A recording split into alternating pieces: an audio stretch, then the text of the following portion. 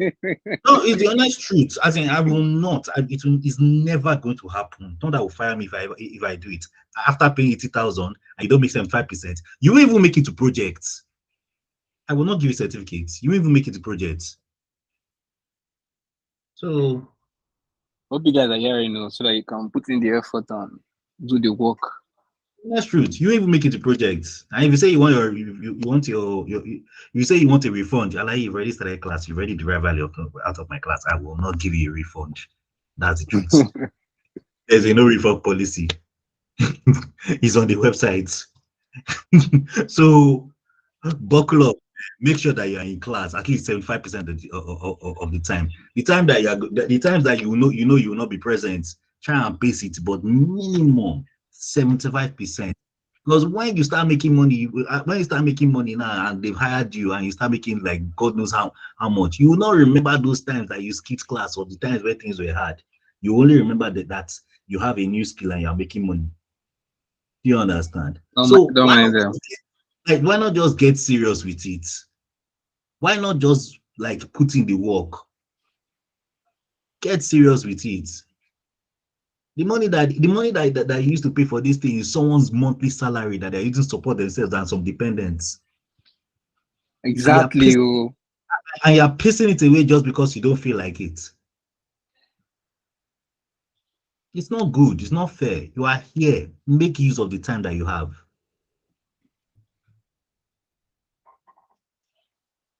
Anywho's, let me not take any more of your time. Like I said, it's very important. It's very critical. 75% minimum. Anything less than 75%, so God will make me. You will not write project and you will not get a certificate from me. Okay, I think that should be it. Destiny, I said Destiny. Brian, the floor is yours. Oh yeah, awesome. All right, so good evening, everybody. How are we doing?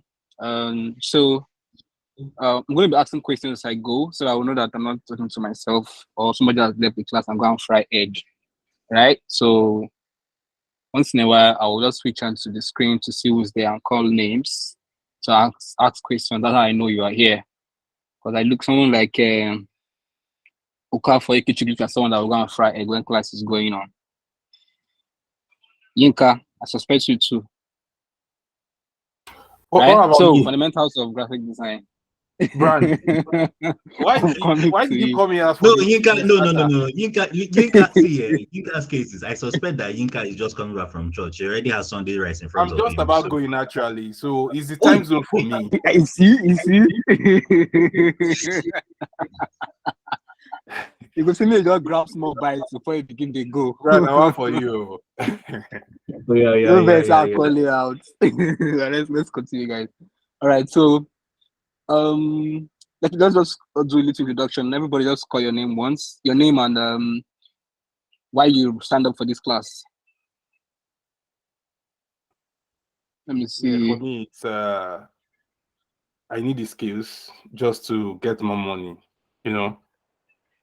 basically. Oh, that's awesome. It's not a bad idea if money is the motivation. It's not a bad idea, especially when you're in Nigeria. Next, let me see these people. I'll call names now so we can move on. Blessing, go. I'm listening. So, Blessing, while you are thinking of what to say, Okafor, Yinka has spoken. Okafor, Ikechukwu, fast. Have you guys gone to fry egg already? I know I was saying that you should introduce yourself and you sign up for this class. Hello, good evening. We are finished chewing. Can you hear me? Yeah, I'm listening. I can hear you. Okay, my name is Blessing and I'm a digital artist.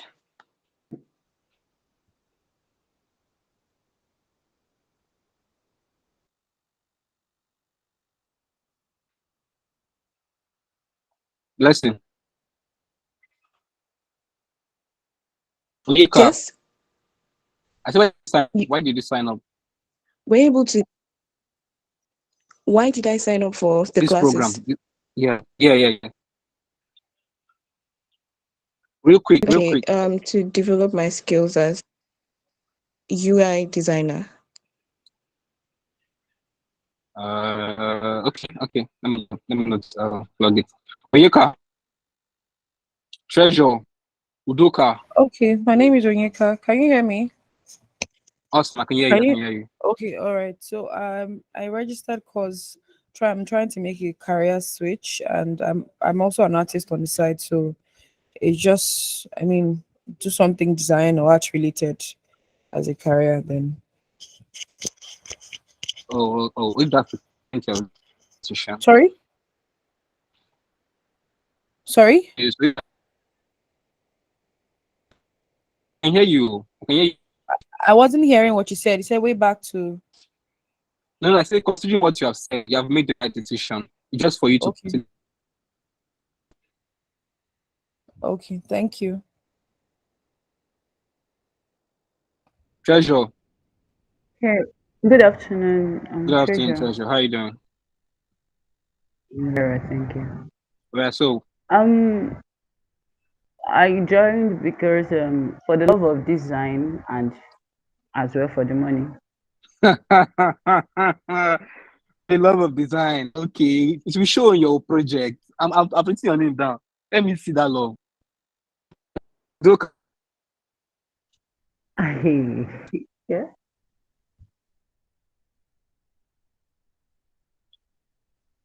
Loka, Okafor, you've not said anything.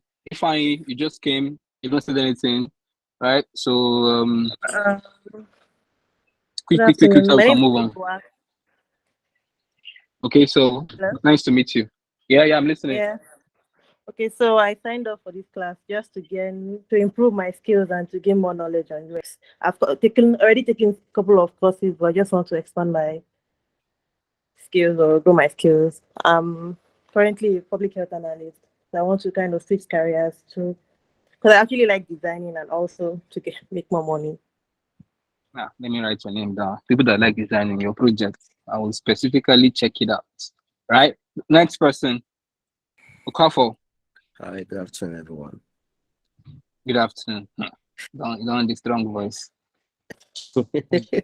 Yeah, strong voice. No. Okay, Yeah. sorry. Don't. Picked interest in design, UI UX because you have to make money for a living. So for the money, number one. Then second, Correct. second, I used to be in design before, but business of design. So now I want to be in design full time. Okay. Nelson, you just came. Right. So I don't know. People that are in design are trying to do the business of design so we can make more money. You are coming. So anyway, go have our interest though. Anyway, so Nelson, you can talk now. So while Nelson is thinking, let me just start because I think my time is really going fast. And all right. So our learning objectives for today are: we would understand what design elements are, understand how they influence design, and understand how to use them. So if you can't hear me, if I'm moving too fast, you can call me and you can call me back. Then I'll get to slow down and probably, answer your questions if you have any. All right. So design elements, right? So design elements. Great design doesn't just happen by chance. A great designer strategically chooses things like color, shapes, typography, and all of which have an impact on how a viewer or the user perspective who's coming late. Okay, Tochi, Treasure. Yes, sir. Please, this screen, I really can't see. I can't really view it well. Thank you. Are you serious? Let me see what I can do to that. Is it better now? Same thing. It's really not that. Okay. This is the best on my do so end. in my it's a little bigger now. Like this is my whole thing. All right. So the elements of design are those tiny bits, parts of let's say a design artboard. If you look at the screen, you will see an image, right? An app screen. Looking at it, there are different images, there are typographies, there are there's texture here, the right and the rest of them. So we're going to be seeing how we work together, using them together, so they can give us a stunning or a clean, minimalistic, whatever idea or expression you want to share in your work. Yeah. So so I'll continue. Yeah. So certain principles of design can also make a design more functional, especially when it comes to digital product design. Yeah. So that's the thing I like about product design and graphics design. The difference between one of the difference between graphic design and product design is that in graphic design, there's more.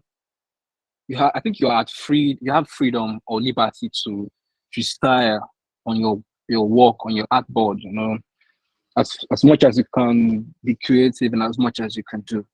But for product designs, they already set rules that should guide your work. Yeah. So your creativity, you still be creative, but to be limited so that you be able to, you know, so that your users can use your app correctly, follow your line of thoughts, you know, just generally understand what you're doing. Because when your app is out there, you'll not be there to tell them this means this, that means that.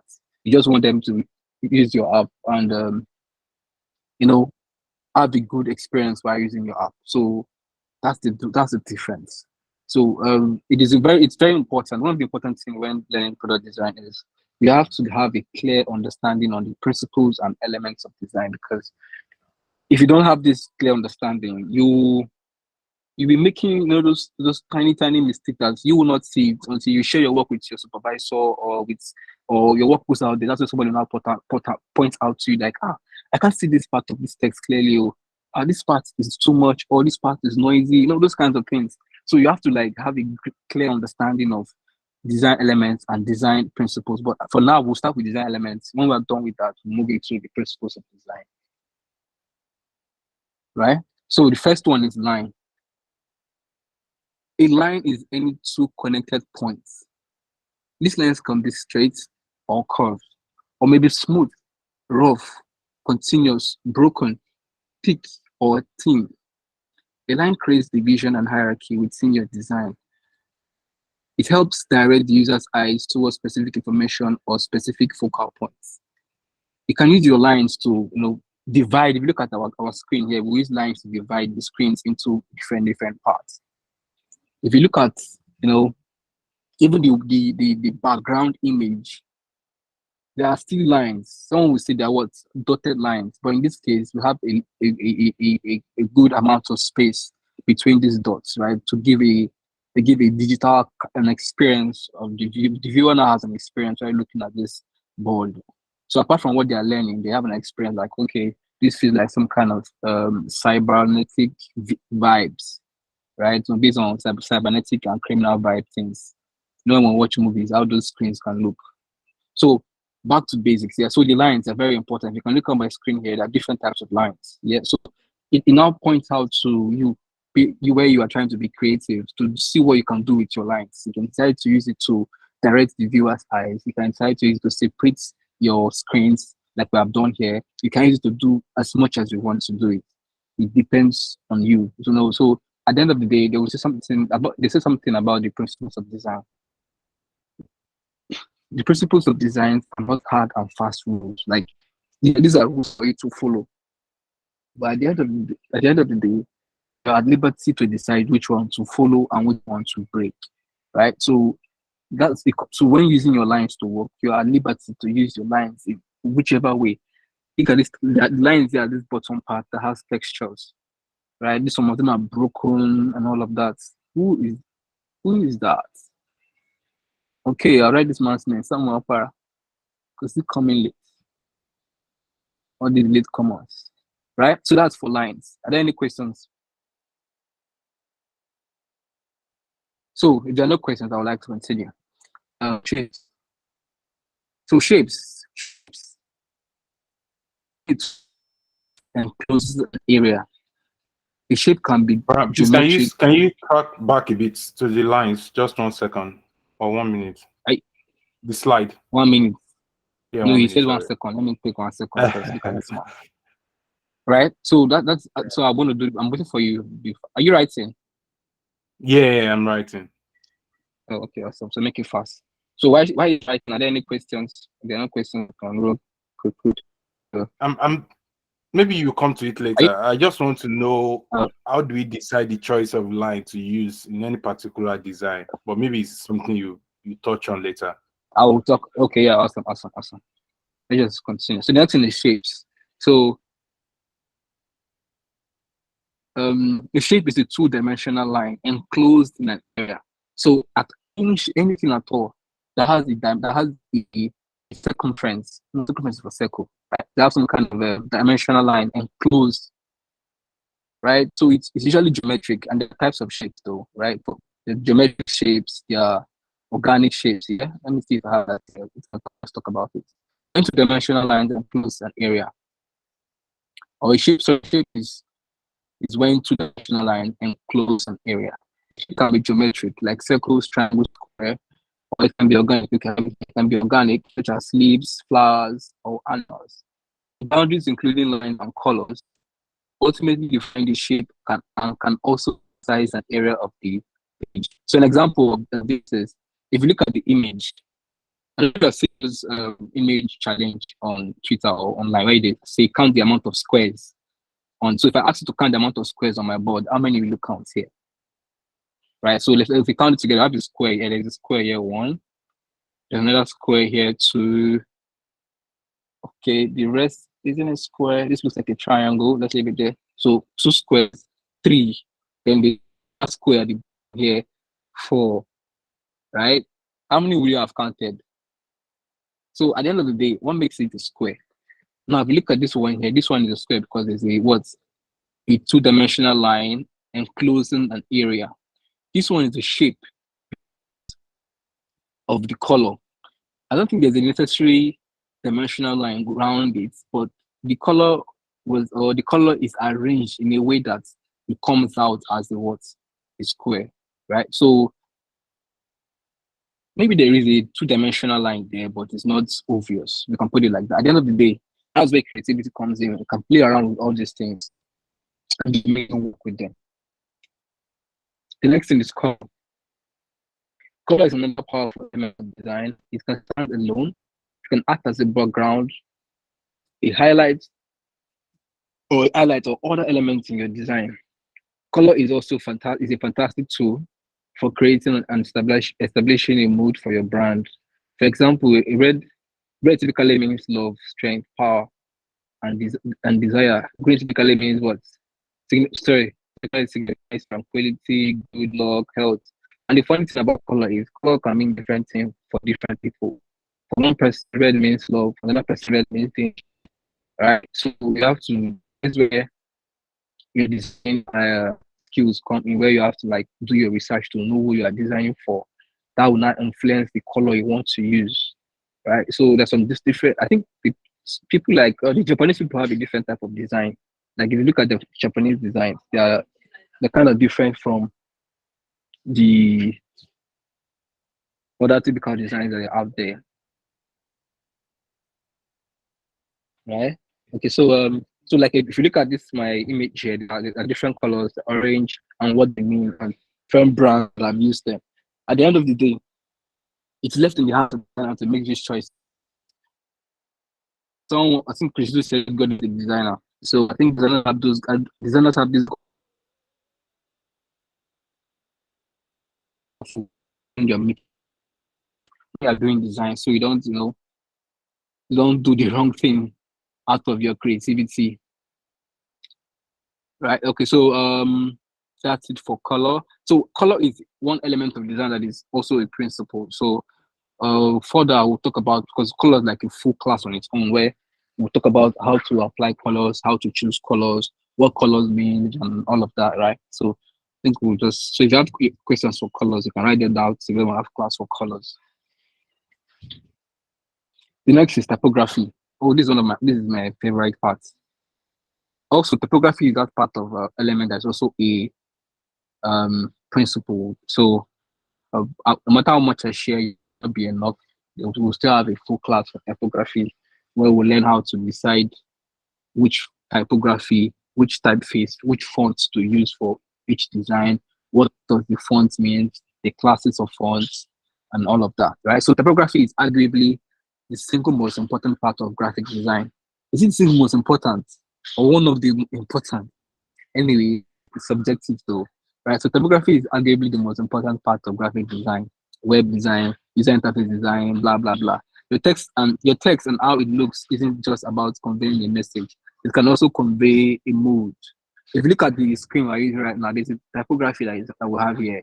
The typeface here, the body copy, the body text, not the header like typography, but the body copy has the typeface that we use here, or the font has a vibe, it has this digital robotic vibes to just set you in the mood as a designer.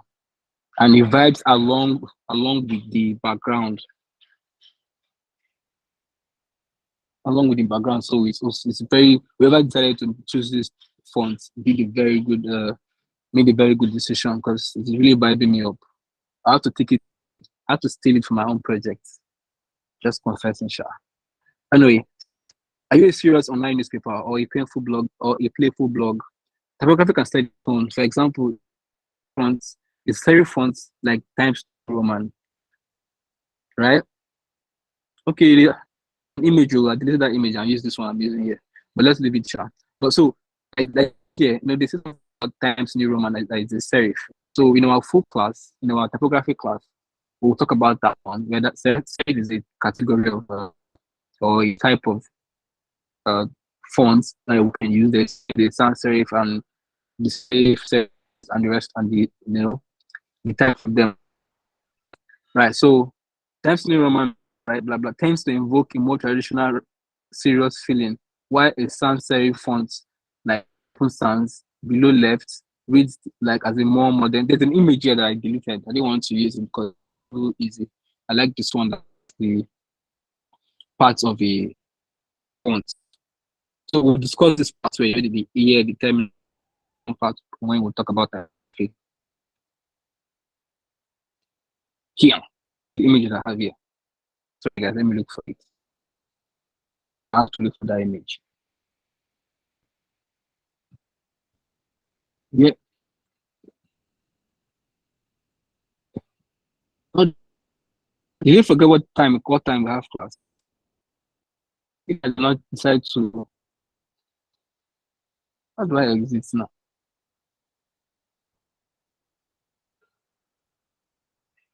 Sorry, guys, figure me want to form around, bro. Aha. All right, there you are. It's here now. Why is it not showing? Anyway, let me just see it. I never also see it while explaining. So, can you guys hear me, or am I talking to myself? Because this place has been quiet. Are you guys there? Can you guys? We can hear you. We can hear you. Okay, awesome. Right. So let me put this here while I come back here. Now, so texture. A texture refers to the way a surface feels. In the case of a digital design, a perception of how it could feel. So, Sorry, I can't see what you are dropping. Sorry, I can't see any. Are you sharing your screen? Yes, I am. Oh, sure. I didn't know it. Let me go share it again. I don't know when it stopped sharing. Screen. Can you guys see now? It's coming up now. Yes, we can. Yes, we can. Sorry, I didn't know that. Yeah, so I had this challenge. If you look at this, I don't know why it's not coming up. Okay, it's not inside. Sorry. Let me put it inside real quick. So I think it should appear now. All right. So are there any questions as we're going on?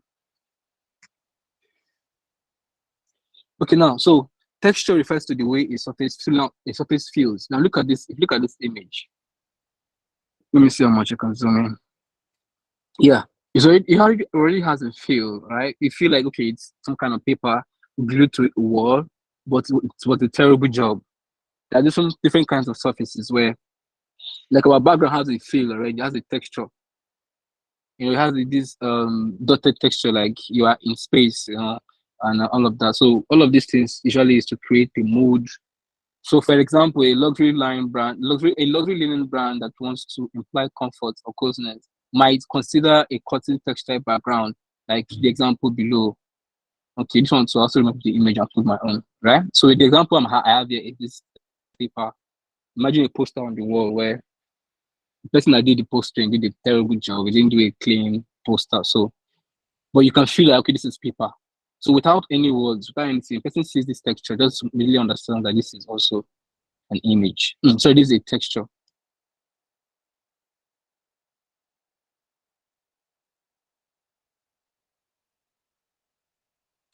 Oh, sorry, it's too much. Okay, yeah.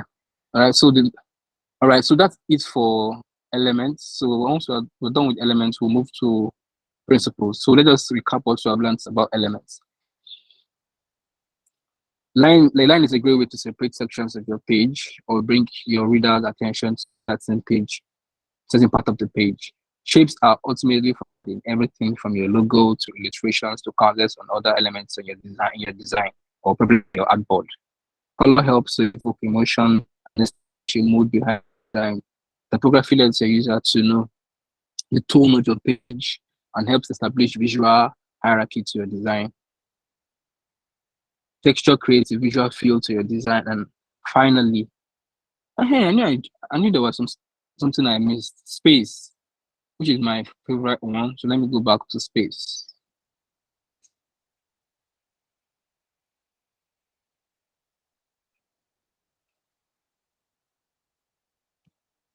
Oh, space is in space is in principle. All right, we'll talk about teacher. So now that we have learned the 6 elements of design, it's up to us as designers to apply them correctly and effectively. So someone might want to ask, how do we now apply these things? So usually when you're working on a project, you're supposed to do like your research. And from your research, then your research begins to guide you because you have to like a certain person you're designing for. Personal documents, begin to open to you. Yesterday, Evie talked about user persona, right? So document shows your target audience, who they are, what are their pain points, what are their challenges, what are their motivations. From that research, you will be able to decide, okay, let me use this typeface for this project. Let me use this kind of background. Let me create this field. Let me create this texture. Let me use this shape, right, to work. All right. So if there are no questions, we'll jump onto the principles of design. Are there questions? Hello, can you guys hear me? Are there any questions? Somebody needs to answer me before I can continue. No questions from me.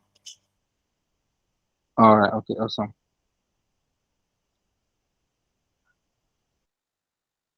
So we understanding the principles of design, understanding how to implement them, understand they are not hard and fast rules, right? So we are going to understand the principles of design, what they mean and how we can implement them. So funny enough, if you understand the principle of design properly, it will help you understand how to implement or use the elements while you're working. So in principle of design, in many ways, layouts and compositions are building blocks of the design.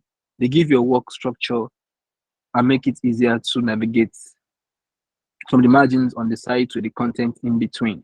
So someone will ask, what is layout and composition, right? So you can use them separately. You can say, okay, the layout of your work.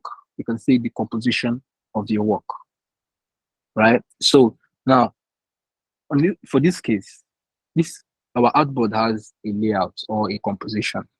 The composition is that, or the layout or the composition is that we have our text on the left and our images on the right, and they are divided by what lines. That is what the composition. So we can say that a layout or a composition is the arrangement of elements on our artboard.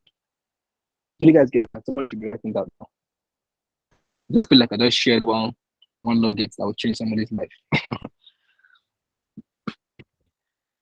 So I said a layout or composition or layout and composition is the arrangement of elements on your artboard. So if you look at this image here, you have this artboard, the way it is arranged. So you can, as a designer, you also, I think I'll look for that note or something. I'll create that note and share with you guys, like a vocabulary or something, where you have all the words, so that when you're talking maybe in an interview or with your fellow designers, you're using the right words, right? So in this kind of case, you would say, "Oh, I like the layout of this project, the layout of this design, right? Okay, it is left aligned. I can see the hierarchy. I can see." So you're saying using the right words when talking. So when you're talking like that, it helps you sound like a professional when talking. So you have to, maybe you can even do that research yourself. Like go online and find the vocabularies of design, all these words, all the big words and what they mean. So when you're talking, you use them and it makes you stand out. All right. So in this way, our content is arranged. It doesn't matter if you are working with text, image, or elements in the graphic. Without a thoughtful, well composed layout, your work would basically what fall apart, right? So if you look at this, if you just do it anyhow, just as a vibe, use vibes to just work on it.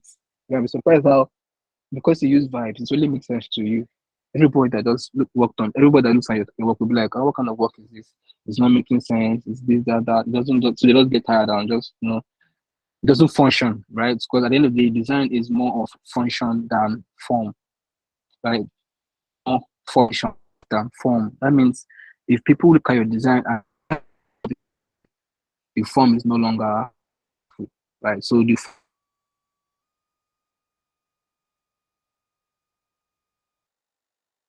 how it feels from what the design meant is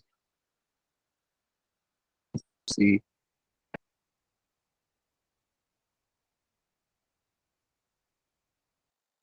the layout, the composition is what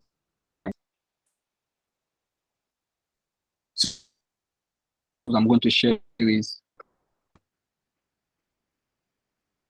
school, yeah, right? And imagine when you're in school,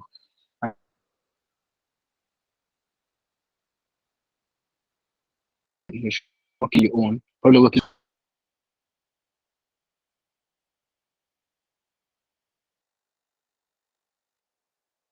6 p.m. and you're probably going to left because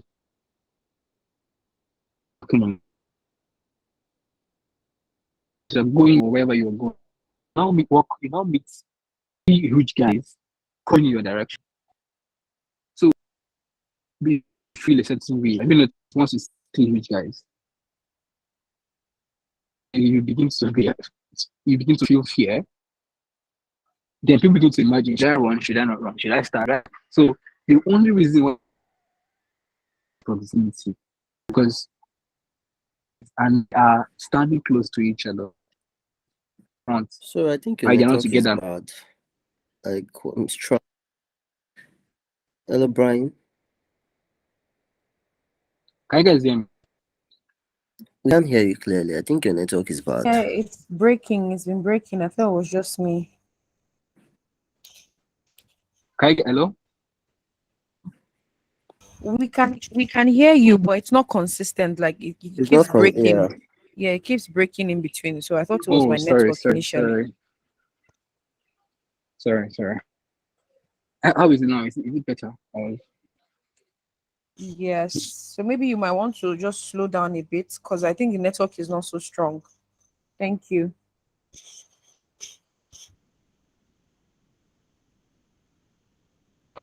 Yeah, last so I can go back. You guys get to this point, proximity.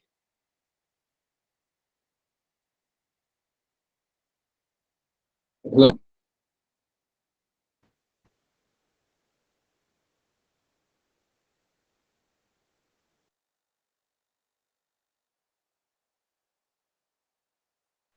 It's happening again.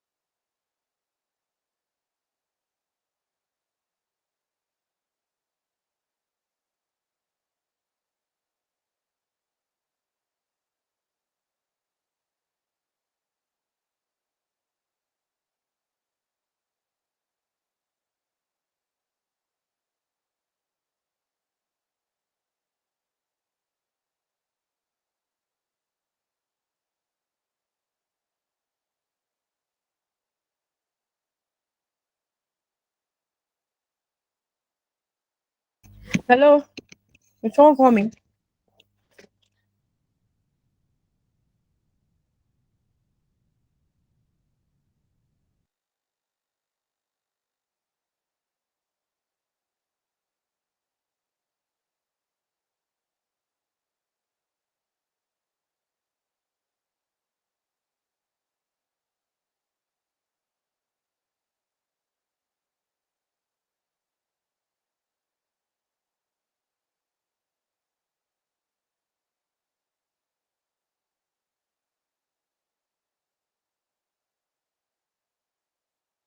I was asking who will send me Sunday rice.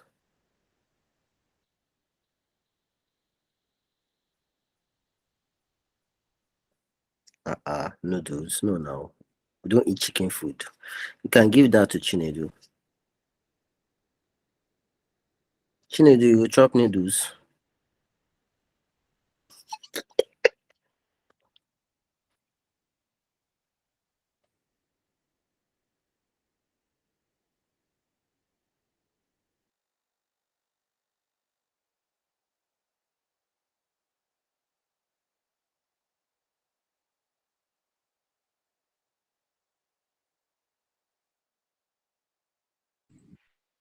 All right. Hello, guys. Can you guys hear me? Can you guys hear me? Yes, yes, we Is it, can. Yes, I can. I don't know about that people. but is it clear now? Is it better? Yes, it's a Yes, a lot bit more clearer. better. Yeah, probably change the I'm direction. for It's better. yeah. I'm really sorry for that breaking transmission. Don't Yeah, Oluchi, understand. your hands are up. It's glow network. Them said it's not blue. Someone said she gets Starlink. When I give you, not I give you an answer, you transform.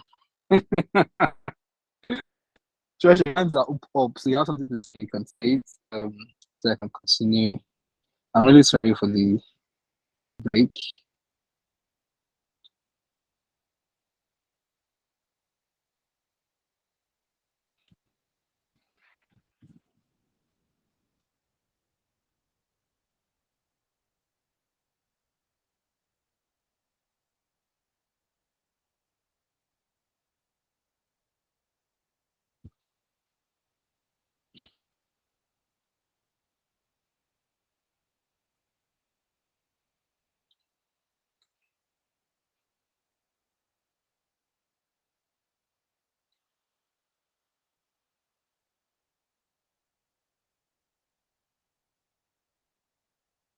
Okay,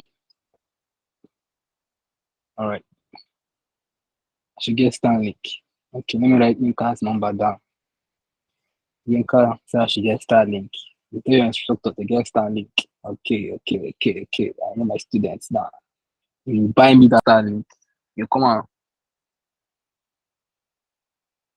All right. So let's continue. So I was talking about proximity, and I was telling a story about the students. So before I continue, someone should just turn on their mic and let me know that they're hearing me, so we can flow. We can hear you. All right. Thank you very much. Thank you.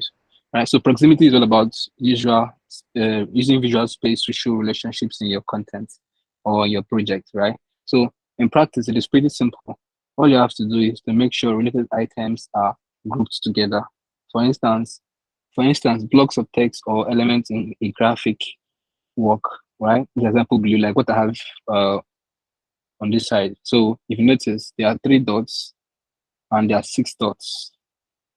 Because of the way they are arranged, without me telling anybody anything, without person just sees the image and subconsciously they just imagine that these three shapes are together, while these other shapes are together. What are they talking about? This is my students. Blessing, you were saying something. Blessing, your hands are up. Yeah. I want to ask, is this Yeah, the what's very up? first principle of design? Or is there another one No, you like spoke about before this? I mean on no, your this slide. like yeah, this on my slide is the first one.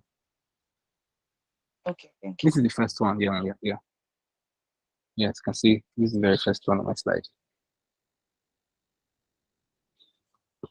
right? So because the three of them are in line like this, immediately begin to make people feel like, okay, the three of them are together, and these other six that are together just because what proximity, right? If you look at these ones too, even though their colors are not the same, just because they are together begins to tell the story that these shapes are all what together. Same thing happens here, irrespective of what they look like, where they are from, right? Because they are together.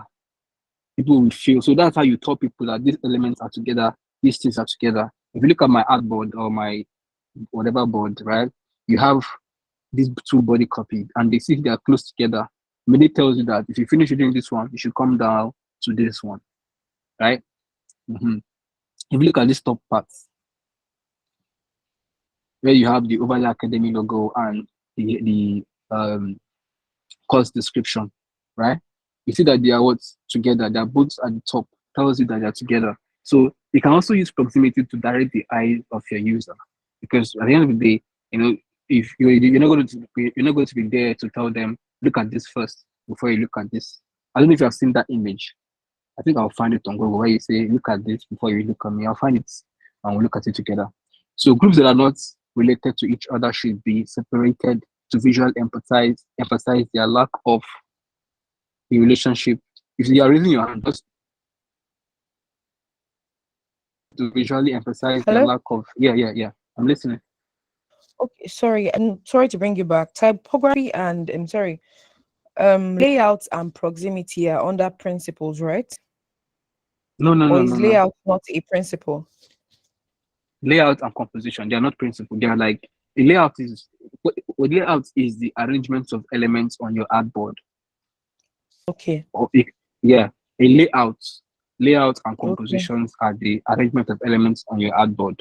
So you can say so you can say the composition of this project, like on my own board now, the composition of this work is the body copy, all the copies are on the left and the images on the right. That is the layout or composition of this project, right? Then the proximity of this work, the way proximity is used is that they put together the logo and so right. You see what's happening here. These two are together, these two are together, and this one is separated. So it kind of directs the eye of the user. Okay, right? so proximity is the first principle of design. Yeah. On this slide, because there's no one which is first or second. It's just that there are different rules that you can follow. Yeah. Okay. Thank you. Oh, awesome. So if you have questions, just speak up. I will say you, and we'll both have fun together. So that is for proximity. Yeah. So proximity is the idea of putting what needs to be together. If things are not together, you separate them. You put in the effort to separate them, because at the end of the day, you are the one who is designing. So there's a bias already. Sometimes you feel like, okay, I've separated it now. Isn't this enough? That is because you can see it. Right. So that's why you have to understand who you're designing for. Like if you notice now, anyway, there are other rules to help you decide. You can imagine this body copy. What is the size? How big should this header be to indicate that it's a header, or how big should it be to separate itself from the body copy? So these are the decisions you're going to make your design pop. When they say design, make your design pop. When you give a client a project, my client say this thing does not pop. You look at him and say, okay, I'll buy you popsicle. Now the next principle is alignment. As I keep saying, as we go on, if you have questions, please do where to ask, and I'll answer to the best of my knowledge. If you don't know Sabi, we'll call APC go Rigan. Right. So alignment is something you deal with all the time, even if you don't realize it, right? Yeah. Whenever you type whenever you type an email or you create a document, the text is visually aligned automatically.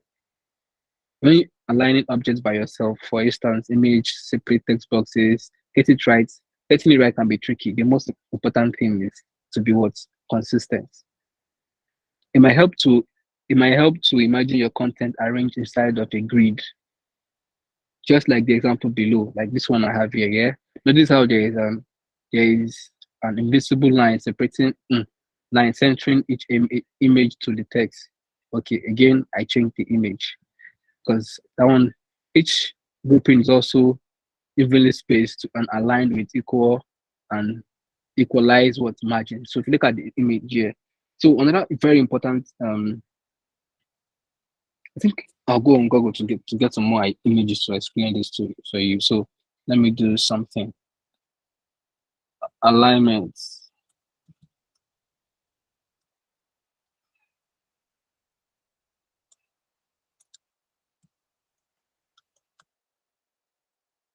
All right, so let's look at something. Look at this project now. Let's look at this image. Come on. Right, awesome. Right, so when I'm talking about alignments, you want to align your project properly. Can you guys see my screen? If you can see my screen, please. Yeah. Just say yes. Okay, awesome. Now, if you look at this screen as it is, there are different alignments at work here. There is the left align. Look at these parts. This is the left alignment. So this is the call to action copy or something, right? So this is the call to action button, and this is the text, right? So this text now is left aligned. Left alignment usually works, right? So if you are working on a project and you don't know what to align, you don't say, okay, I don't know if I should align this project left align. So an example of if you look at this image here, this part, right? This box is the header, right? Why these small lines are like the small text. So let me show this one so you get it. Right, so this is left aligned. So like I was trying to say that when you align your text left, it is something that always works, because in this part of the world we read from left to right, up to down. Right? Anyhow, when someone sees a poster, a UI screen, a design, they will always look at it from up to down, left to right. You understand? Except if the person is not I think Muslims have different way. I think they write from right to left. Right? And Japanese also has a different one too.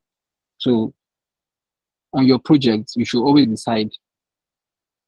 If you don't know if you should do, like if you look at this project here now, this part of it, this is left aligned, this is what's right aligned. Can you see it? It's right aligned. There is center alignments, right? Let me show you center alignments. I think you already know what that is, sure, but just want to show you. Yeah, can you see? This is center alignment, right? So this is left alignment, center alignment. You already saw left, 2, 3. They are aligned in the center. What does it mean? It means they share the same center line. Can you see? They share the same center. You might want to say they don't share the same top. They don't share the same bottom. They share the same line. Why? Because if you imagine that this one is bigger, maybe it's taller, and this one is smaller, right? They share the same top. They will not be aligned at the bottom. So in this case, they all share the same center, right? So this is center alignment. You see, align these cards center, then you align them center. Now, so that's center alignment. As we go on, you will figure the other types of alignment. But generally, alignment is what it is. Is you aligning text and images together. On our artboard, you see what we've done. We have aligned. We've aligned the logo, the header, and the text. You bring your voice down. Sorry. All right. So let's continue. So there is this left alignment. Everything here is left aligned. That is because just expect that as you come here, the first thing you see, right? The first thing you do when you're about to view this work is you look at it from the left. So you are viewing it and subconsciously just start reading from the left. And that is why we don't have the image on the left, so that we want to read this text first so that you can make sense of the image. If you have the image first, it will not work well for you because you will not make sense of the image while reading. But by the time you have finished reading, you now make sense of the image. So look at this text, these images, the cards here have been arranged properly. So an example I'll work it so to give you a understanding it. First of all, I cook. I don't know. Hopefully, someone that does not cook. That guy, let me cut his head. He does not cook. Just I don't think he even knows how to cook. Where is his head?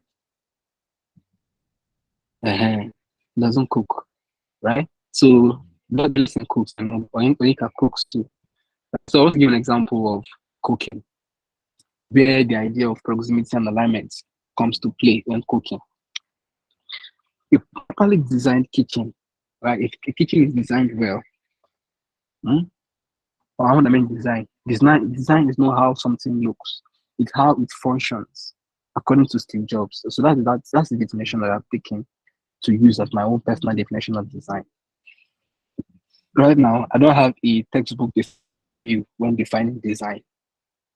I would say design is how things work, right? So if we look at the kitchen, a good kitchen, a properly designed kitchen, this is how it works. You have all the cutleries on one side. You have the pots, all the pots and plates on one side, right? So if I'm standing in the kitchen, if I'm standing in front of my gas, it is if a properly designed, I have the pots at an arm's length.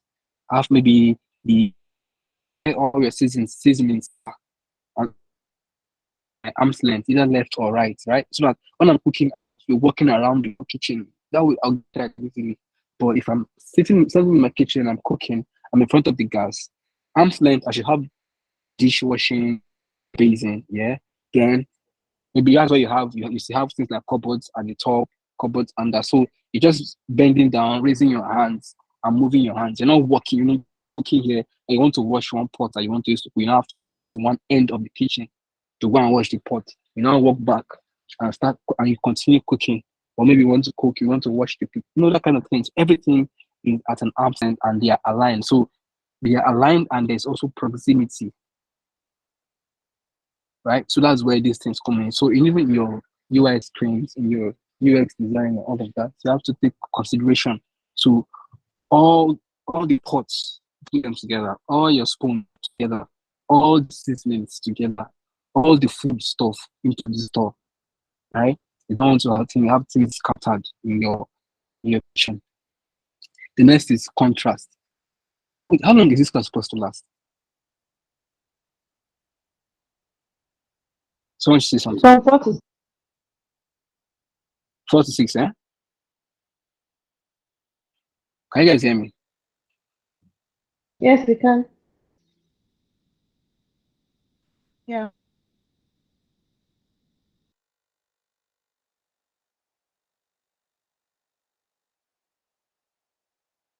If Leslie allows me to share, I'll share with you.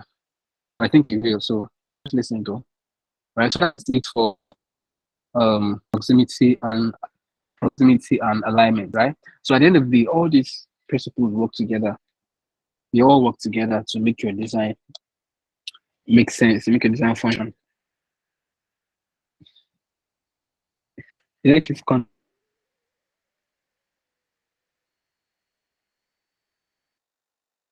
contrast simply means that one item is different from another. So for myself, the definition I have for this is contrast means difference. The difference between a thing and another thing is contrast. So the difference between colors as contrast.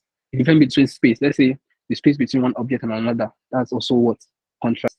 The difference in height or length, that's also what contrast. So you can always say that create the contrast between these two objects. That means you should make these two objects different, right? So contrast simply means that one is different from the other. In layout and composition, contrast can help you do many things like catch the reader's eyes, create emphasis, or call attention to something important. If you use your apps, you always see when something happens. Maybe you do make a mistake. They use red to call your attention to an error, right? So that's what they use color to create contrast for. You can use space to create contrast. You can use size to create contrast. Like if you look at our board here, we have this size to create a contrast between the header and the body copy. I have this space creates contrast between the two body copies that are even the same size. And I added more space between the body copies, the two paragraphs, and the header. Yeah, space there, right? So subconsciously, you wouldn't even know how these things act on you as you just look at the design. your eyes begin to just work. If the design is done properly, good contrast, good alignment, good proximity, it's going to be easy to consume or understand, right? So that's what contrast does. So contrast can help you do many things like catch readers' eyes, create emphasis, or call attention to something important. To create contrast in the example below, we have used color, more than one style of text, and objects of different sizes. This makes the design more dynamic and therefore more effective at communicating its message. Yeah, so like our own board here, the body copy has a different typeface compared to the header. Have you noticed? That's contrast, right? So if you notice now in this particular all the slide on the slide you have contrast working, you have proximity working, you have alignment working. Because if there's not enough contrast, let's imagine that they write the word contrast here. They write the header, this header word contrast, they write it with gray. It won't work, right? Let me show you what I mean.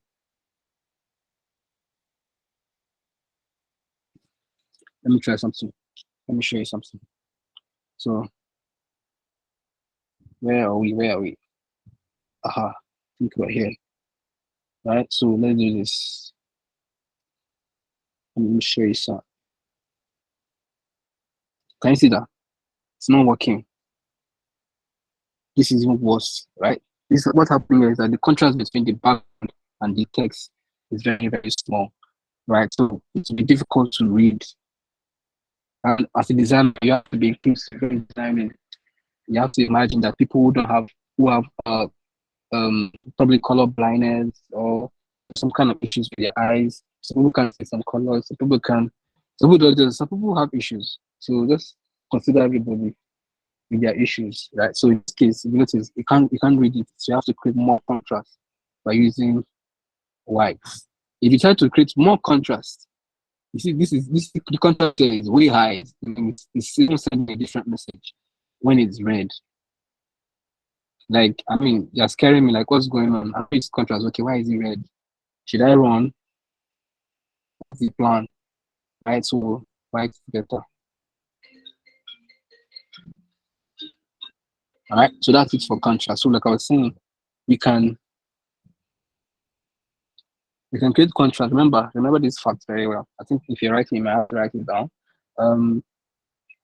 We create contrast with what? Color, with size. Like I've done the example with color on the one you just saw. That was where I used red. That was the example with color. Example with size is what's happening here on the slide. I think I can do an example. Let me do that real quick. Aha. So imagine I do this now, and I just come and do something like this and say contrast. It's not going to work now, right? It's not going to work. So like I have to create contrast with, even though it's white, we already use color to create contrast. It's still not enough. We still have to use what? Size. Funny enough, we can try to make this bigger, like it is so big, like so. It still works because it's now becomes like a style, right? Like overstretching the whole thing.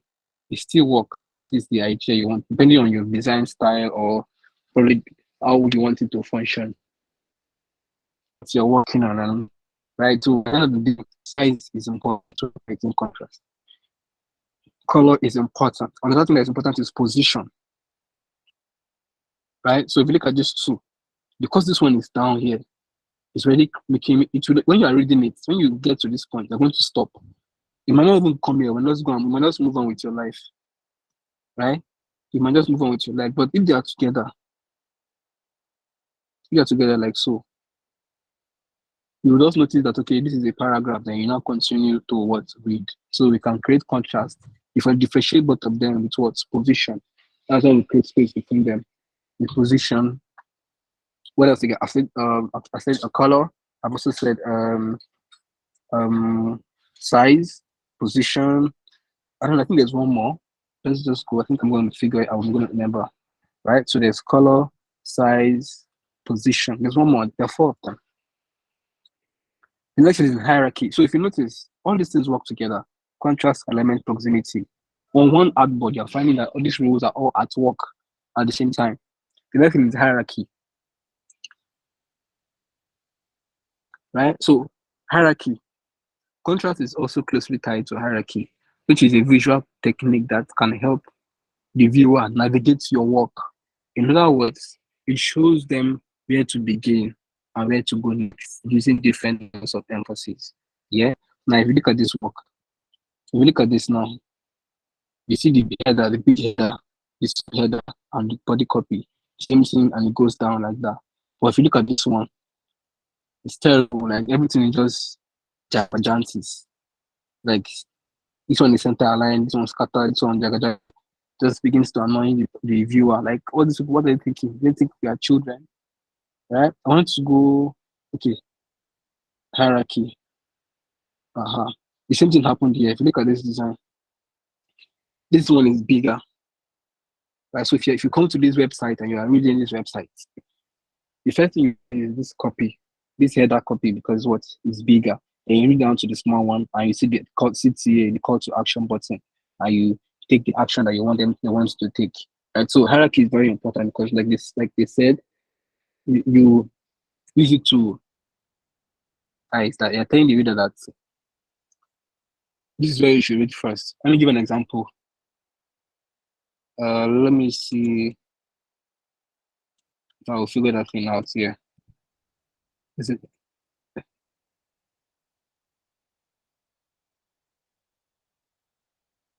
Okay, I think it's read this.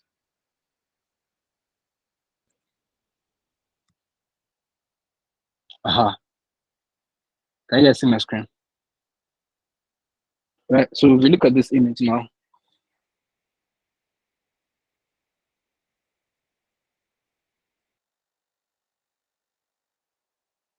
is what contrast. One, keep different from the background, which is black and white. Two, they use hierarchy as per, they make it bigger, right? To direct to eyes. Okay, sorry, I got that all mixed up. Let me come again. I got that all mixed up. Let me come again. What they did here was they use hierarchy, right? To arrange this 1, 2, 3.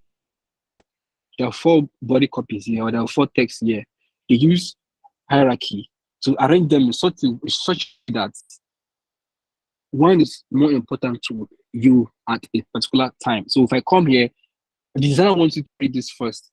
What does make that happen? It makes this bigger, changes the color. The next thing it does is, the next thing that follows, the next most important thing on the artboard is what? And then you will now read this. What does it now do? You also repeated the same principle. You used color, change the color of the background, but this time it made the size in color than the big one. And the scenario until the last one, right? You think like, if you don't understand this principle, you think like it's some kind of magic. Like, how does it make me do this? No, it's just how humans work subconsciously. So the way we work is, some questions you read from left to right. Everything is what aligned, what left. Second is, we read first what's the most biggest thing on your eyes. Just quickly go to the biggest on the artboard or on the poster, whatever it is, and read that one first. Then, because you want to continue, you now go to the next one because that's the next. So your eye will do that work for you subconsciously, because the eye is a very smart object. Smart objects in our body. It does a lot of things that we don't know, and sometimes even the eye can deceive the person's eye can deceive them to making a decision that others will like. We can't see that thing, not knowing that the person that's made that decision, blah blah blah, long story. But what here is the designer can direct the reader's eyes. Let's go back. Are there any questions? So use of hierarchy, you can direct the reader's eyes from up to down. You can direct the eyes from down to up if you do it properly. Establishing hierarchy is simple. Just decide which elements you want the reader to notice first, then make them stand out. High level or important items are usually larger, bolder, or more eye-catching in some way. Are you guys following me? So that I know, because let me not feel like I've been knocked out again. I'm following you. Yeah. Oh, awesome. Awesome. Thank you very much. Okay. The next is repetition. repetition. This is not where I want to put this image. I made a mistake here. I wanted to put this image in. Okay, let's just use it. Sure. So repetition. Repetition is a reminder that every object should have a consistent look and feel. This means finding a way to reinforce your design by repeating or echoing certain elements. For instance, if you have a specific color palette, look for ways to carry it through your project to the end. If you have chosen a specific header style, use it every time. It is not for just aesthetics reason. Being consistent can also make your work easier to read when the viewer knows what to expect and can relax and focus on the what. They know what to expect, so they cannot relax and focus on the what, the content. Instead of now being surprised every time they check your slide, they see a new color. They shock them. Every slide they shock them with different colors. It doesn't work. That way they will not be able to focus on what you are sharing. If you are doing a presentation, if you notice, all my slides have the same background. Everything is the same. I repeat everything. The only thing I don't repeat is what the content of each slide. It's very important that you do the same when you're working, right? So that's what repetition does. You have to repeat everything. If you have a certain color style, you repeat on each slide, right? So if on a project, let's say you're designing an app, the same thing happens. All your screen have the same color palettes. You don't have using red. Then you now change it. You now have purple on one side. You now have no, it doesn't work. And you know how color can affect people's eyes and all of that. So you have to be careful. So you always repeat, have certain that you always repeat. That's why brands have things they call brand guide. If you're a graphic designer, you know what that is. So a brand guide helps a brand, to be consistent on all their touch points. Touch points are like their posters, their flyer, their website, their business card, their letterhead, every part that you come in contact with the business. You have to be consistent. You have to repeat colors, text, right? So the brand guide has the document that tells their in-house designer what to do every time they're making a design for the brand, right? So if you notice here, they repeat the same size of the header, the same size repeated over here. You do not have this one. Let's imagine this is 40 pixel.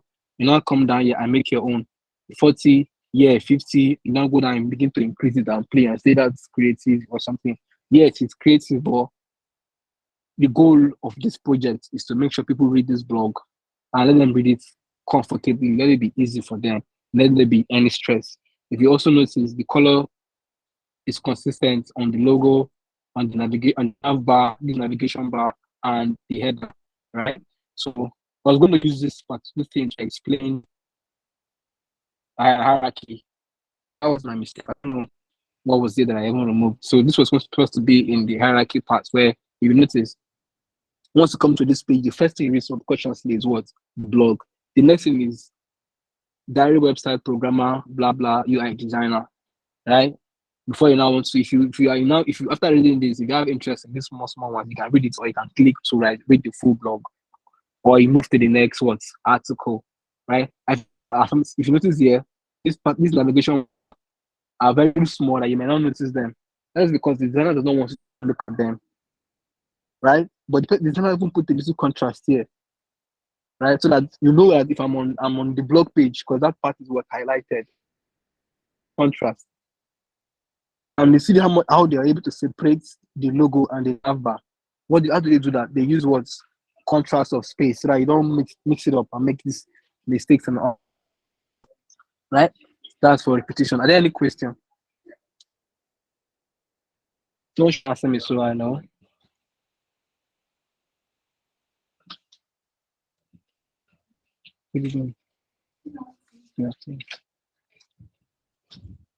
Are there any questions? Can you guys ask questions so I can move on?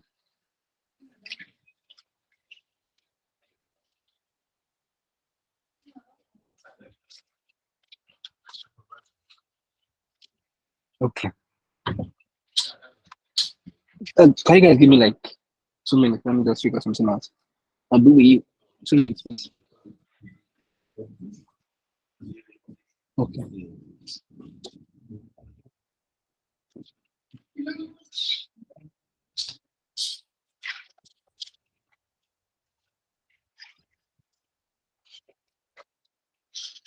Okay, guys. Yeah. So I had to change position. I have some visitors coming. So, can you guys hear me? Yeah. Yes. All right. Okay. Sorry for that. Okay. All right. So let's continue. All right. So space. This is like my favorite part of principle. Excuse me. Let me turn on this phone. Oh, this is noisy.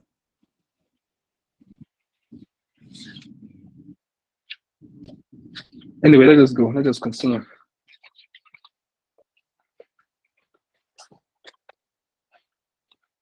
Okay. Now space. Okay, so there are two types of space here. There is the space. If you look at this hardboard on our side, this part has some space, right? There's some space here, some space, some space, some space, some space. Can you see? So this is space. So if you want to be careful not to put too much work on your too much article. Is there anything like too much? Sorry, I say article. Too much elements all over your design, so it now feels crowded, or there's too much noise and all of that, right? So we want to be careful to have a lot of space because the space in your design is what your design uses to breathe. I think we need to turn the fan on. Okay, so I was saying that the space in your design is what your design uses to breathe, right? So if there's no space, your design won't be able to breathe, and therefore, when people look at it, they feel choked and clustered. Like someone that even is claustrophobic can just pass out looking at your design. Don't mind though. Well, I'm just trying to say here that you should be aware. Like if you look at this design, like they already created some space here. Can you see this space? It's very important so your design can breathe, right? This is apart from these other spaces that were created. This space is like if you look at this part now, this space is created because we divided our artboard into this rectangle thingy, right? So this space is being created, right? So white space is an important part of every composition. Now, this doesn't mean literal white space. It just means space like the space between your content, between the lines, and even the outer margins. There's no way to use white space correctly, but it's good to understand its purpose. White space helps you define and separate different sections. It gives your content room to breathe, right? So if you look at everything happening here, white space is everywhere. There's a lot of space here, there's some space here. So it gives your content room to breathe. That way, it's very easy to consume, right?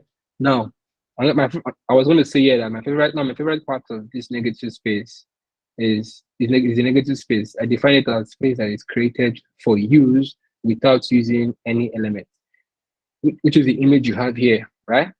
What the designer did here is to create this face. Can you see that?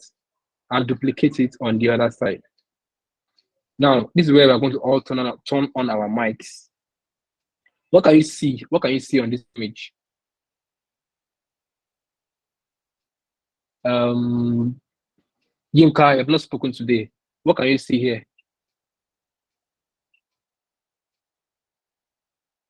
Yinka has gone to fry egg while I'm teaching. Samuel, let me write his name down. All the people that leave my class, I'm going to fry egg, our plantain. Who else is there again? Samuel. The mic is faulty. Okay. Yeah, write it down. What do you see? Send the message. Samuel, how about you? What do you see in the image? This one is here. What do you see? Then who else is here again? Let me bring out the people. I see two different images. What do you see? Sorry, let me bring you back. What do you see? Samuel,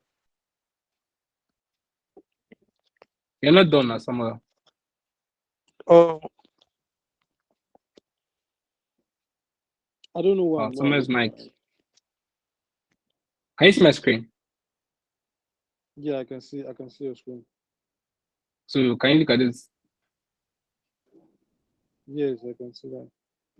What can you see?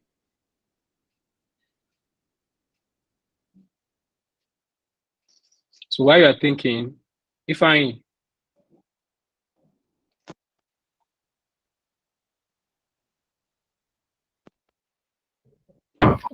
I can see two facing each other, something like that. is that all? And uh, can't really tell the white part, but the black parts And are like that's okay. That's okay. What can you just tell me what you can see? It's not like you have to like be. There's no correct answer. okay. That's what I can see. Two face Hmm. facing. Okay. Each Yeah. other. Awesome. Awesome. Taiwo, you're going to say something.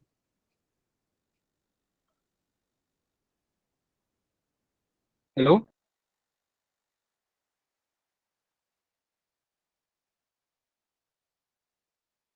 Glass cup. Okaba said he saw a glass, more like a flower vase or something, right? Yeah, glass cup works too. Yeah. All right. So I'm going to take us out of here. Let's go and do some exploration. Bring this down.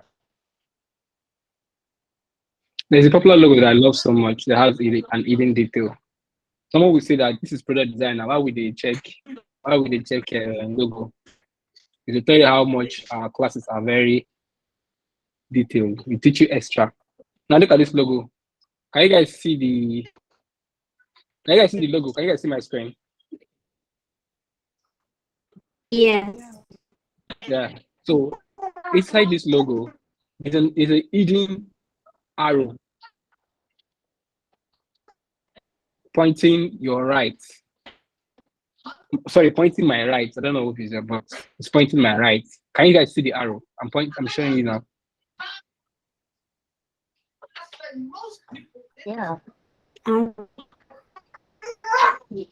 Anybody can speak, so we can continue. Yes. If you cannot see, let me hear you. We are plenty now. Who has never noticed that? Who has not noticed it before? Just noticing it, Okafor. All right, so let I me go can back there so see you can it. see. Yeah, sorry. Can you see it now?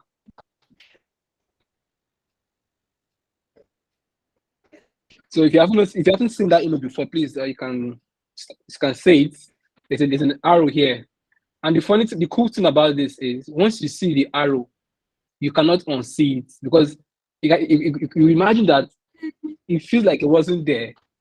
Now it has come. It does not want to go again. Yeah. Yes. So you've seen it, right? Exactly. So the idea behind this is it creates that aha moment. That way you will never ever forget the brand. Like it creates that aha moment and it helps you remember the brand properly. Just like okay, FedEx logo. Hey, there's an hidden detail. And because you figured it out, it makes you feel like you are part of the brand now. Like you got their hidden message. You know how these people will share hidden message and if you're not in their club, you don't know the message. Exactly. So it makes you committed to the brand and all of that. Right. So I like to talk about negative space because it's fun and designers can use it to play on to hide some secret details. Even your UI screens, you can add some secret details for your brand just to create an experience for your people, for your users and all of that. So let's just play around. Let's see what other negative space have been done.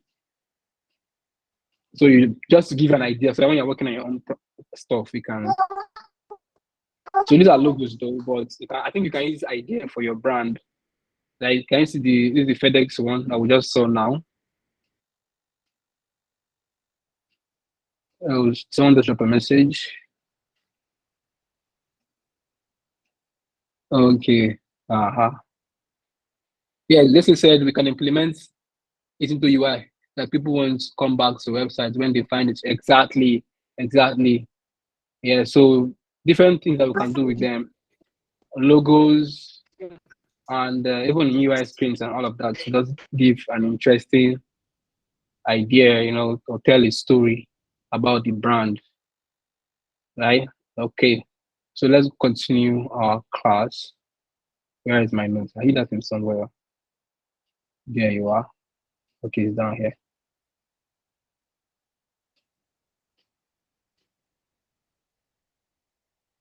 Gotcha. All right. Okay, so color, typography, and images. I don't think we'll handle them today. We'll have like another class. Mr. Leslie, hope I have like one more or two classes so I can now properly handle, because these ones are like, they are not just something you can just talk and go. They're going to like learn how to use them in their Hello, work. Brian. Color. Yeah. Brian, can you Who has hear that me? kind of voice? I can hear you. It's Elsie, it's not Leslie. It's Elsie. Oh God. Hi, good afternoon, everybody. Okay, so sorry, before you continue, I will get back to you on your question. I have to reach out to Leslie to confirm. For treasure, please, where did you get lost in class so that we'll go back to it? Brian, is the next class you're looking to discuss colors, right? Yeah, colors, image, and typography. Okay, so I think Treasure, now we you just have can like questions unmute. and all of that. Yeah, Treasure, you can unmute and ask a question. Okay, thank you. The FIDEX, I actually didn't get the arrow you were talking about and what you were trying to notice. I didn't grab anything. Oh, okay. Is that all? Yeah, for now. Thank you. Okay. All right. So we'll go back there, but I don't know if anybody else has another question.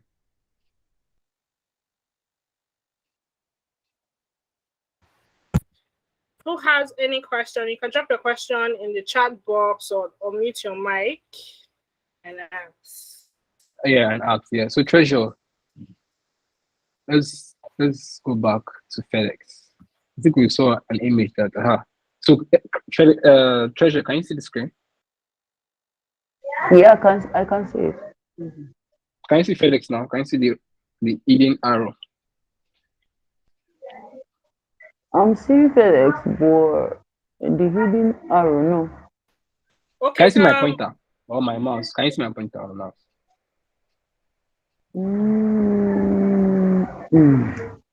Are you using your phone, Can you see it Treasure? now? Yeah, I can see your pointer. Can you see? Just follow my pointer. You see the arrow now. Oh wow! Seriously, Jesus Christ! So wow. the interesting thing is, purple. It's actually in white. Wow. Is that? Yeah, it's in white. It's in white. It's white. see it. You don't see amazing. So if it's in white, you will not see it. It's a hidden detail so that brands can use that to just create some easy. So I'm just saying that you can use it on put it on your UI screens to just create something special for your users, create an experience for them. Wow.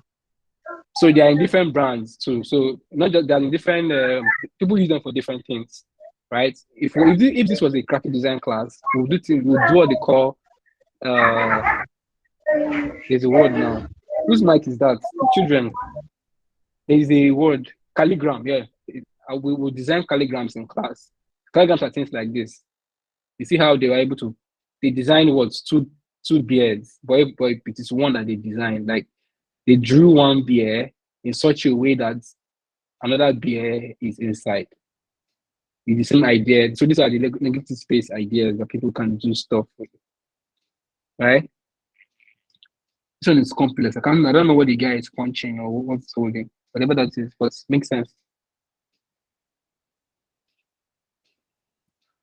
Can you see the negative space? Yeah, so this is another part of negative space too, where your eyes complete the details. If you can see my screen, your eyes do this like on its own. If you look at something, your eyes continue to wants to solve the puzzle. This happens really fast, so you don't know. Before you know, your eyes will just figure that, oh, this is like a box. Oh, this is a camera. Yay, camera. This is the lens. But if you notice in the design, some details were left out to create an experience for you. That is the idea. Can you guys see it? Look at the talk, look at the hear in our voice, so that I know I'm not alone. Yeah, we can see it. Yeah. Okay. Something That's that, yeah. So before our next, I'm gonna give you an assignment, something that will really dig in. So this is your assignment. Go and read up. Go to this website. Go to this website. So this website embodies all the principle of design. The heuristic principles, the GSFAT principles, the cognitive bias principles, and principles themselves, right? So I think this one is repetition or something. One of them is repetition, but this is like the real rules, right? Like this is like an in-depth. If you want to go and do master's degree on principle of design, this is where you come in. So what I want us to do is the idea is not for you to go and memorize all these principles. I think they're up to like 19 or 21. I'm not sure right now, right? So, but go there, click all, and begin to read them one by one. And if you look at this website, you will notice how they use the principle of design very, very well. You see, they use what? Hierarchy. This is bigger. Even contrast is going on here. They create contrast, see the space between them. You look at this, they use what? This is proximity. These body copies are together. They keep them together. You just scatter it. Hierarchy. This is bigger than this. This is bigger than this. Right? Can you see that? This contrast, principle, alignment. Everything on this artboard. Sorry, everything on this website is left aligned. If we notice, they are all left aligned. Can you see that? No center aligned. So all this just to create that experience. So that's going to be fun. Not like fun though, so that it's going to be easy to consume. So your assignment today, we are going to go through these principles one by one. The first law of UX says what? Users often perceive aesthetically pleasing design as designs that are more usable, right? So this aesthetics usability effect, that's what it's called. It means that if a design is not fine, the design will not be functional, does not have chance to be functional. They will judge that design before it's time for it to be functional itself. You get, right? So this first law says a design has to be what? Aesthetically pleasing. Make it fine, make it go well, right? Just like a girl. For a guy to notice a girl at first sight, she has to be pleasing, she has to be looking good before we now begin to figure out what the core of the girl is, if she's the correct girl or if she's just, sorry to use a girl as an example, but I'm sorry, I begin to feel bad, sir. Anyway, but you get the idea. So an aesthetically pleasing design creates a positive response in people's brain and lead them to believe the design actually works better. So subconsciously, because the design looks good, people just feel like it works better than the one that doesn't look good. But sometimes it's wrong. There's even a challenge. There's a problem to the idea that because the thing is fine, you begin to imagine that it looks good.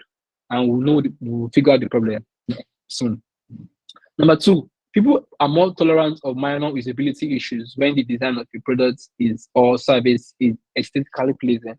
So even if there's an error, they can forget about it. They can just continue because what the design is aesthetically pleasing and just continue and overlook the issues or error in the design. So this is a challenge about designing an aesthetically pleasing design. Visually pleasing design can mask usability problems and prevent issues from being discovered during usability testing. That is a problem. Apart from that, guys, make sure your design is always beautiful. Even though in the beginning of the class I said something about function over form, right? I said, yeah, function over form. But the truth is form is also very important. Because if the form is good, the design will be what? Functional. So that's just the first one. Let us all go. We don't memorize them. Just go through them one by one. This is the first I've done. You come to the next, you come down. This is the next one, the Doherty threshold. Abi? Yeah. This is like what further reading. No need to do the further reading except you really want to like understand that one. You can just come down to the next one, which is what Doherty threshold. You click and you continue to read. So just go home, and read all of the laws. Read them, understand them. They're not difficult. You're not going to. There's no need to memorize them, because as you're working, subconsciously you will figure that, okay, this is where Dorothy threshold implies. That means I should do this. This is where Pakistan law implies. That means I should do this. And you begin to have an understanding. Right? So that's your assignment, and that's why this is the end of today's class. I hope I've not been able to bore you, but been able to have taught the principle of design and the elements of design to your understanding. And I hope we had fun too. Are there any questions? And please fill the attendance, guys.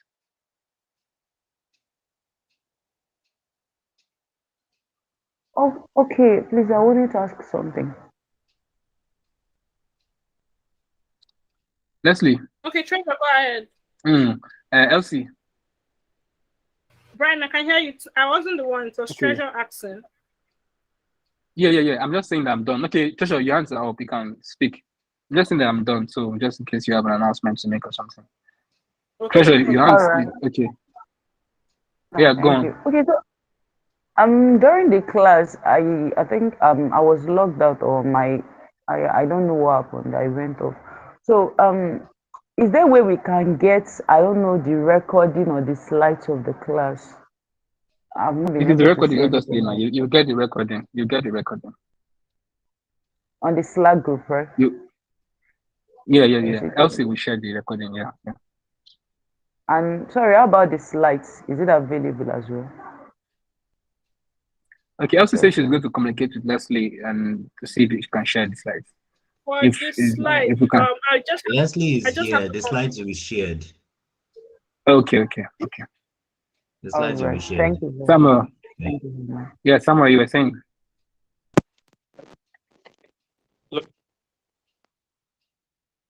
I'm hearing you.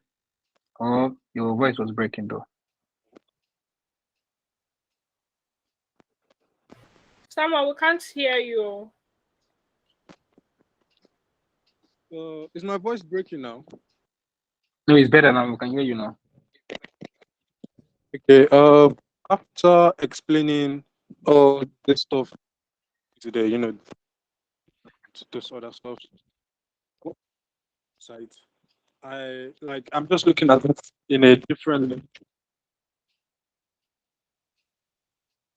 Like someone that's trying to, like a designer. I'm looking at a designer. I'm looking at stuff you're explaining. It's cool.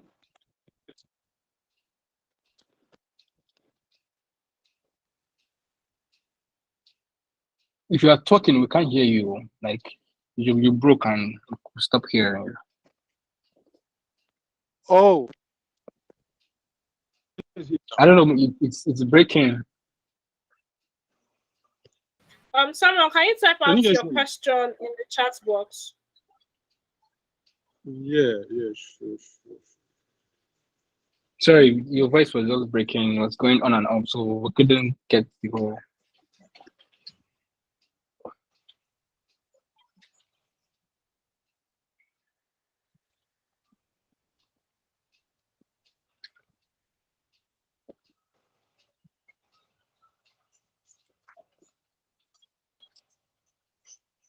So why are you typing this question? Where else has the question?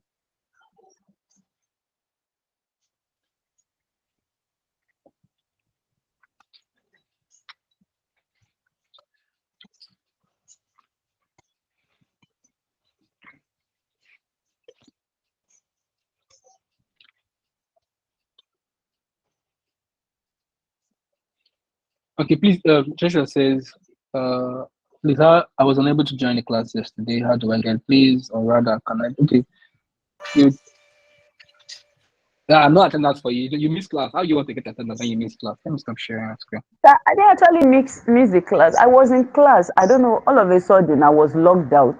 I tried everything to log Okay, in back. I think I remember you. I remember you. I remember you yesterday. I think so. Okay. If that's the case, I think they will share the attendance for you.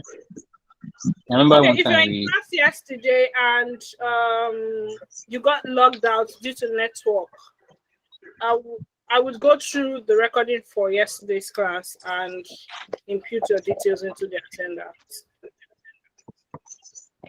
So the class has to record you being in class. Did I get that right? The recording has to record. You get what I mean? Please come again. get I you. didn't grab that.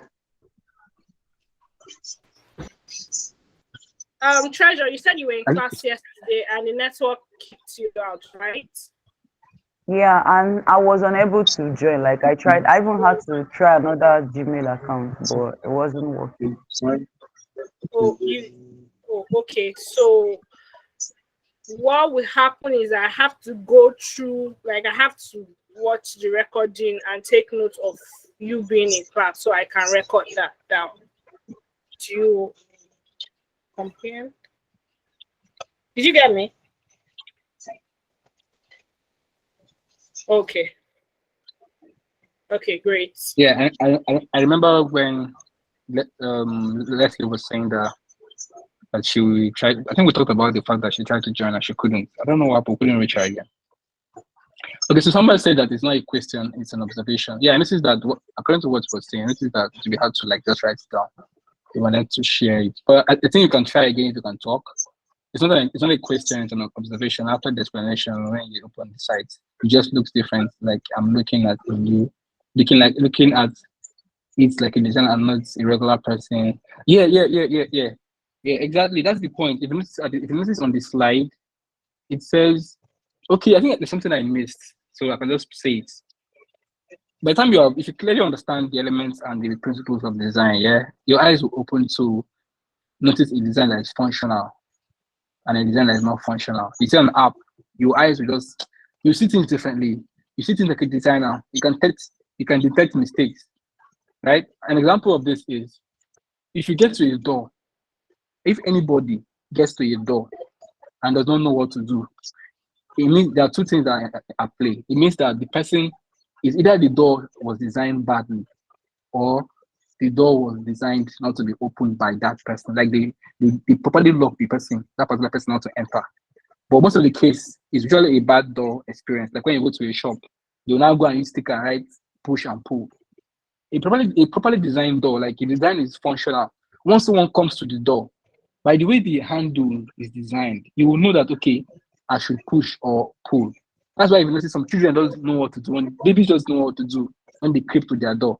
Because the door is designed in a way that you know that I should push or I should pull. Some doors have that ability to push or pull. So the handle will be designed in a way that if you pull, it works. If you push, it also works, right?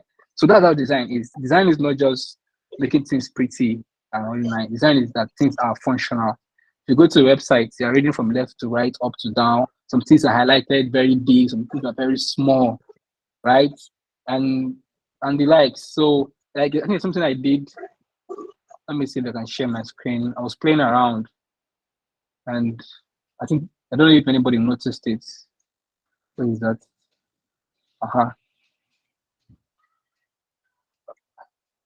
Yeah, look at it. I said, now we jump to the principle of design. And at the bottom, I mean, it's really small. Can I see it's small? It says, thank you. It says, now shit starts to get real. Right? Because it's more important. Really, really small. I think I should make it a lot smaller, self.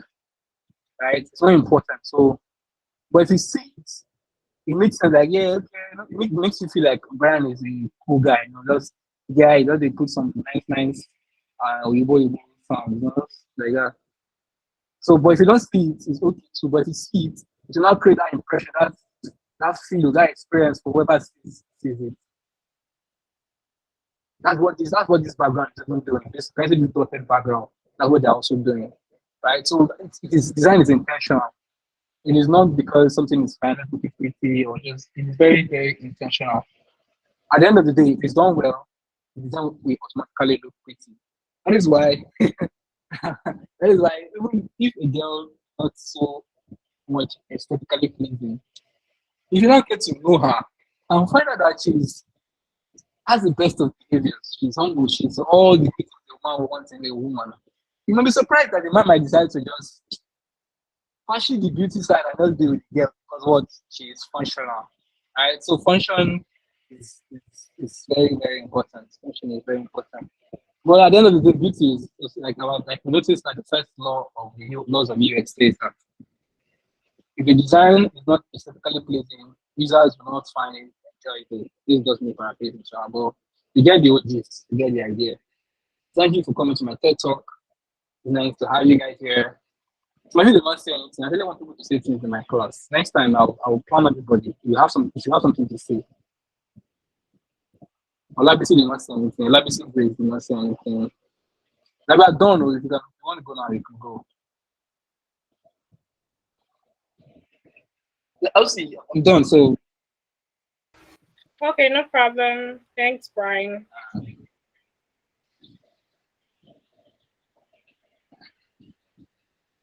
Brian, what oppress us is blue lights. yes. Brian, what oppress us is blue lights.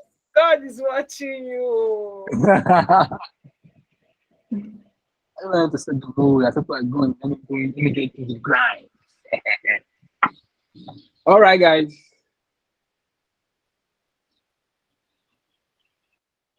Okay, so get attendance also. Oh, this is fun. I still have fun.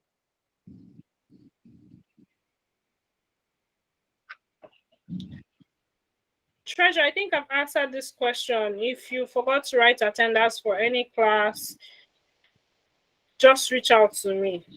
The dates, get me the dates of the class. I will go through your recording and note which class you actually missed on the recording.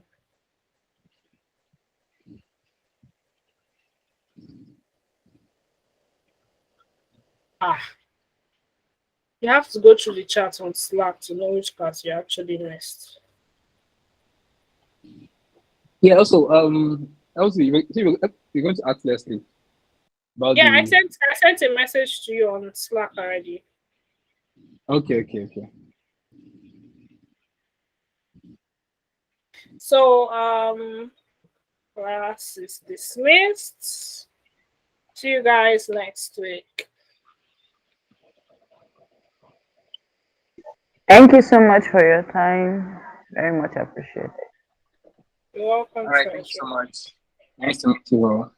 You're welcome to Thank you. lecture. You're welcome, Blessing.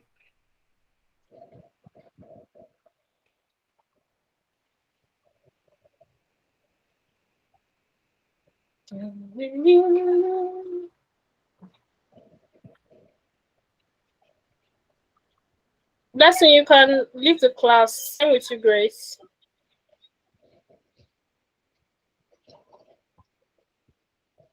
So Elsie, Hello. I'm in my friends. Oh, okay. Elsie, I'm in my friends' workspace, so I'm just going to do work.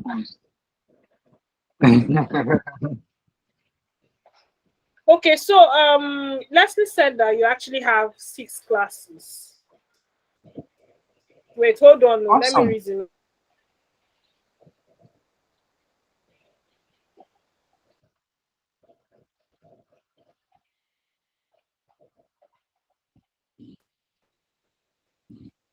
Okay. Yeah, 6 classes more. I mean, that's 5. Yeah, 5 more. Yeah, that's 5 more. 3 weekends. So you have 5 more classes. So you're almost done with your presentation, Abby. No, that like this one I've done. There's the parts where I think one class. It's a one class is for image, one class for typography, one class is for color. Like a full class where how to apply these things in your project, how to make color decisions, how to make them like the full class. So Okay. since there's 5, so what's the remaining? We have like 3 color, image, typography. Is 4. Meaning 2.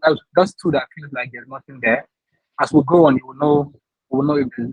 I don't know if you get me. Okay. So I think another So thing like, you can try is. Can you hear me? I can hear you. Yeah, another thing you can try is you can probably, I don't know what you guys call it in UI UX. You can create like, it's more like a classwork that they can work on. So you review them. What do you think? Yeah. We'll do that. It's not a full website. It's just let me see if I can. There's a guy that did it one time like that. So there's one video I watched for Color that year. That was how will I still remember that video now? Let me check my own person now. Okay.